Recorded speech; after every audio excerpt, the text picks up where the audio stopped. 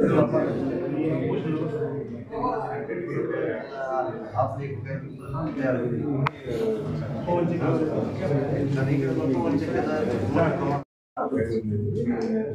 जिल्हाधिकाऱ्यांना काय निवेदन दिलंय?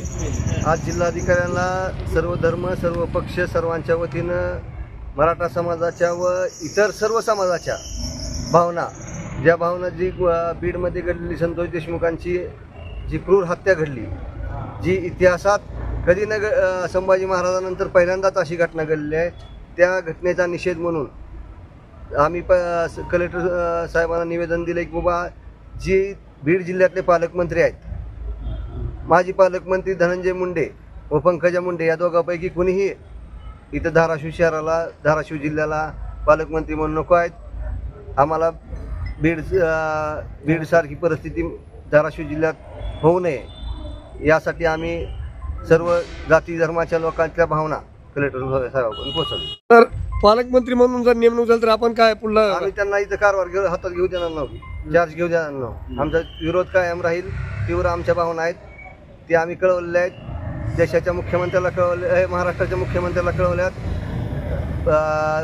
दोन्ही उपमुख्यमंत्र्यांना कळवल्यात.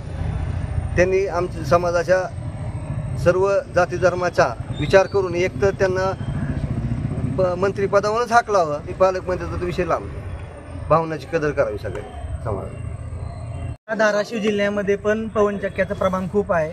ज्या पवनचक्कीमुळे बीडमध्ये जो हत्याकांड झालेला आहे, त्याच पद्धतीने तेच जर मंत्री आपल्या इथं आले तर तोच प्रकार, तेच लागे दौरे या ठिकाणी होतील.